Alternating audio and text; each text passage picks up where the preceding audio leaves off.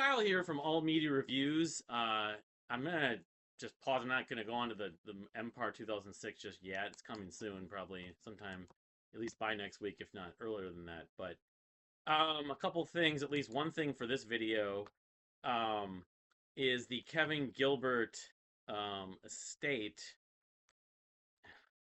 um, just released. And we've been waiting on the last four KMG Kevin Matthew Gilbert Archive Series to be released, and it was thought they would all of them would come out at least late this year, if early next year. It turns out, here's what they wrote. I'm gonna put you can read this on my when I put this image on my as a visual. But fans of Kevin Gilbert, for over 20 years we have been treated to a procession of fantastic KG releases with marvelous revelations, from the thunderous roar of the crowd in Thud Live at the Troubadour to the sheer and surprising variety of nuts and bolts, to the cynicism and redemption of the shaming of the true, and to the dark humor and dangers of caviar. We peeked into the vault with the Archive Series and large sets such as Call Me Kai and the Giraffe box set. It has been a process guided by a plan, and now we enter the final stages of that plan. The estate of Kevin Gilbert offers thanks to the fans for supporting us through the years, growing the KG community, and sharing your excitement from such great music. Here is our projected timeline. Late spring 2025, we will wrap up the Archive Series. So you're talking about, I don't know, May or June, late May or June of 2025. So those four releases are going to be probably coming out. Later in 2025, the final 25th anniversary 4 CD, The Shaming of the True set, multi-disc set. This release will be similar in format to the Thud, the Thud 20th anniversary set, and will feature Disc 1, The Shaming of the True. Should just pull that out as another visual aid. Pulling the big one. I realized I had misplaced my vinyl for my standard, and I found them, but the Disc 1, the Shaming of the True, newly remastered. Disc 2, Kevin's 1993 rough draft, the first full work in progress edition of the Shaming of the True. So that was his, he'd already, by 93, he'd already basically put the outline together, and a lot of the songs had been at least demoed, probably. I don't know. Disc 3 and 4, demos and alternate mixes. So maybe he'd already finished the demos and basically was happy, or pretty close to happy.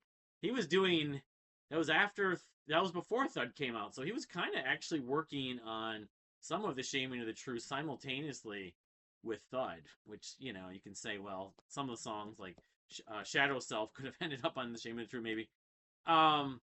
Then also a never before released studio track, They Made a Monster, which I believe was mentioned at least once or twice on the You Are Here podcast a few years ago, and hopefully we're going to get more of those podcasts, because I know that Bruno's talked about that. They were going to do some more, and then they pushed it back, so we're probably going to get a flurry of those podcasts sometime in the next year.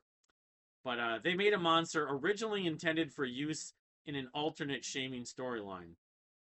Alternate timelines, including photos as well as notes penned by KG. All original The Shaming of the True art by John Seabury, who I think did some of the stuff in here. I'll open it up, but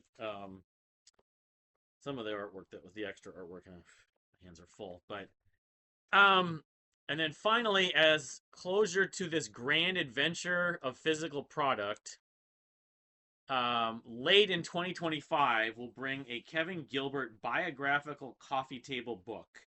This will feature a newly penned biography, a musical legacy of KG, with exclusive new interviews from friends and colleagues, along with a history of his music stretching from Kevin's first band in 1977, Wizard, which I don't even think was in that book that Lorenzo from Alt Parkour mentioned, but I think I've only heard that maybe once, anyway. I knew that NRG wasn't his first band, but, when 1977, he was 11 years old. He turned 11, he was 10, basically. But 19, Kevin's first band in 1977, Wizard, to 1996, Caviar, plus tons of never before seen photos. Also included will be a 26 song 2 CD anthology set with selections from NRG, Giraffe, Toy Matinee, Thud, Nuts Slash Bolts, Shaming, Caviar, exclusive remixes, and alternate versions. Each track on this release will be a standalone, no connective tissue between the songs. This set will also feature one A+ quality material previously unreleased studio track. I don't know if that's not referring to they made a monster. They made a monster. There's one track that I'm wondering about, which is not like a song that nobody's ever heard, but the one that I'm thinking about just off the top of my head is another one of the versions of, you know, Tired Old Man or the Puppet Suite, because there was something that was labeled Puppet Suite that was uploaded to YouTube years ago. And while I think what's on Call Me Kai is pretty much the same thing, I'm not certain of that. So I'm not sure if that's what they're referring to or if this will be on there. But the book is designed to live on its own as a mixed genre work of art, but it will also be a great companion to the collection of so many of you have gathered through the years, accumulated, purchased, collected. That will bring us to the end of physical releases from this incredible catalog. Once again, the estate of Kevin Gilbert thanks you all for your support. Long live the legacy of Kevin Gilbert, John Rubin, executor, Wayne Perez, production and creative director, Hugh Brown, art director, and John Cuniberti, engineering, mixing, and mastering. P.S. Within the next year, there will be some very special memorabilia being sold directly from the estate. Stay tuned for updates. That's going to be like part of the auction series or whatever, probably. So, and of course, to go along with that, there's a couple things I have to say about that, and probably more than enough. But one thing I have to say is, they talked about this for many years. I know they found some more information. That's why they pushed back the multi-disc from Shaming the True. And the Shaming the True is the end game, which it's not addressed here, but it is the belief once everything is sold out, which that could take a while potentially, but let's hope it doesn't take too long after.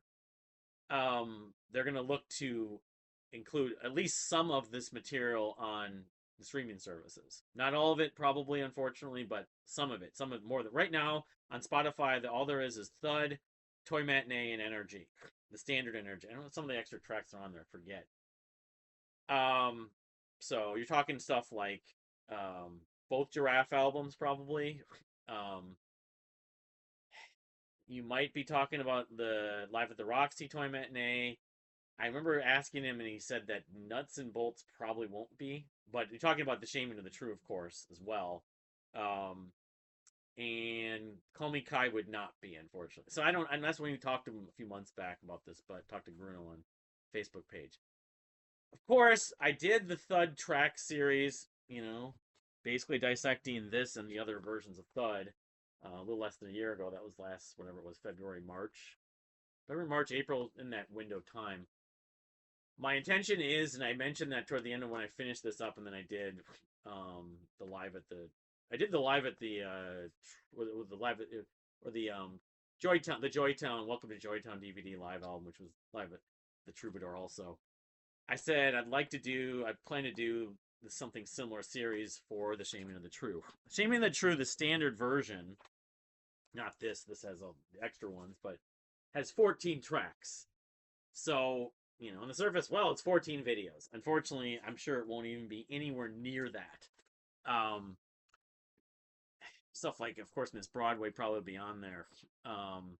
And there's a lot of other stuff. So, I don't know. There might be a case where I do multiple videos for some tracks, variations on tracks. I'm not sure. This is going to be 4 discs.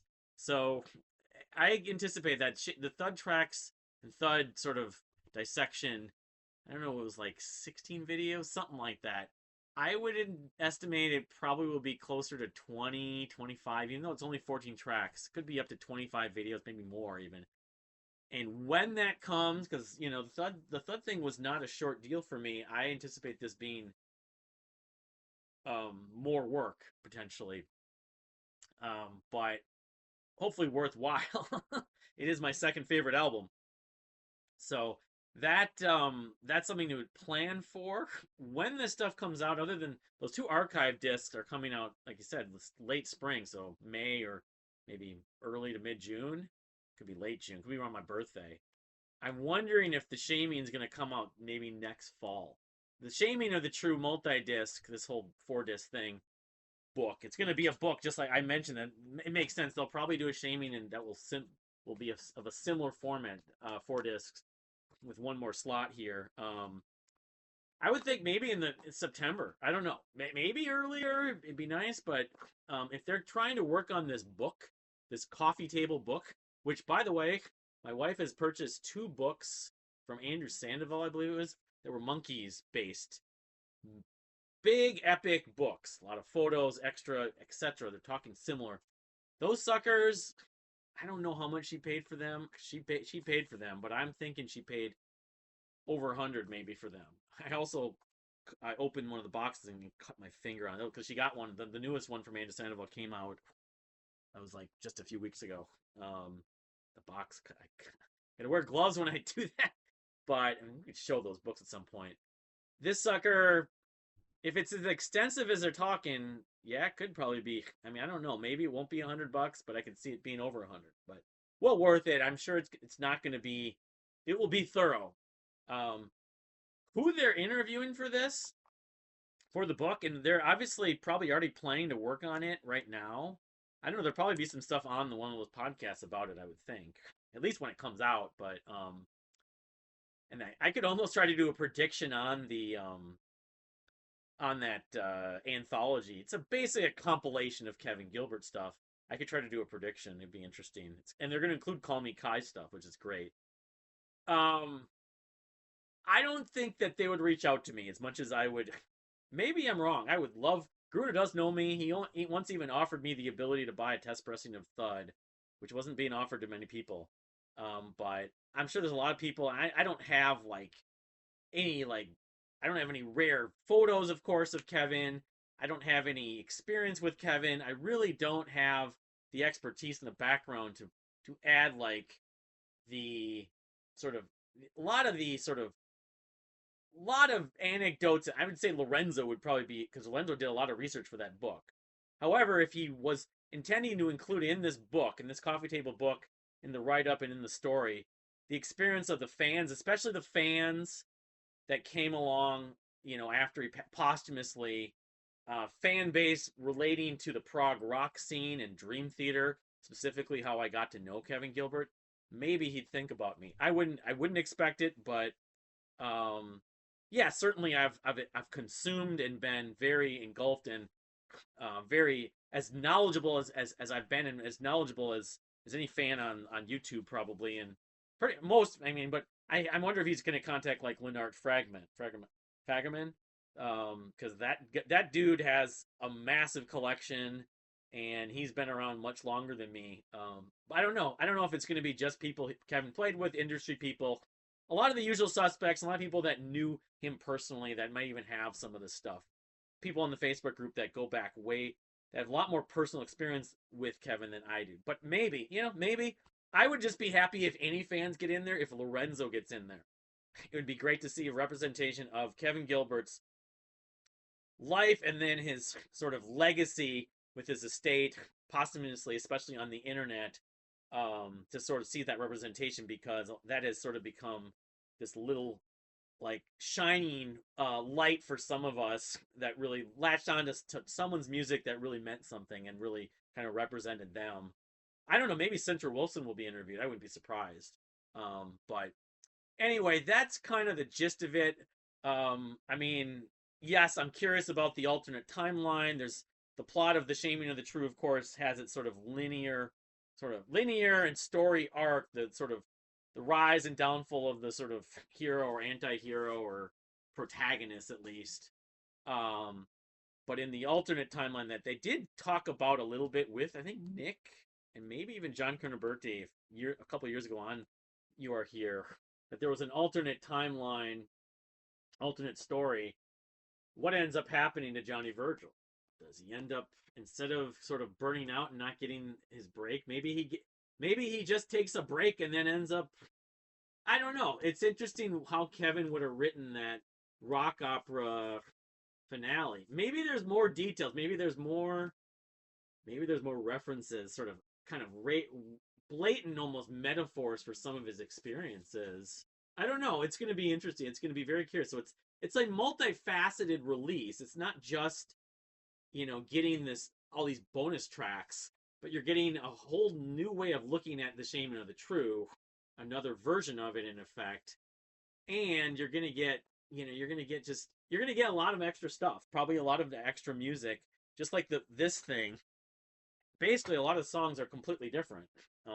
Some titles are different even. So, yeah, I don't know if Robert Ferris, as much as he's sort of been very aloof or whatever, very limited in sort of contacting people online, if Robert Ferris will be involved in this in any way. I would like for him to be. I don't know if he will, but because I think at this point Robert Ferris would have come on when they did the giraffe stuff on You Are Here, or he would have been he would have been in communication with the estate for some of that stuff. But he does his own thing, like a lot of these musicians, like John Deacon from Queen, or even John Paul Jones from Led Zeppelin. I'm sure he just kind of, he doesn't really desire to be really involved with a lot. And Kevin Moore from Dream Theater is another example of just, it's not his thing. So, but maybe he'll make an exception. I don't know. So, but it's exciting. It's exciting the next 12 months approximately. But I'll probably follow up and talk more about this stuff. But, are you looking forward to this stuff? The Kevin Gilbert fans, I assume you are. But yeah, I mean, the rough mixes, that new song they made, A Monster.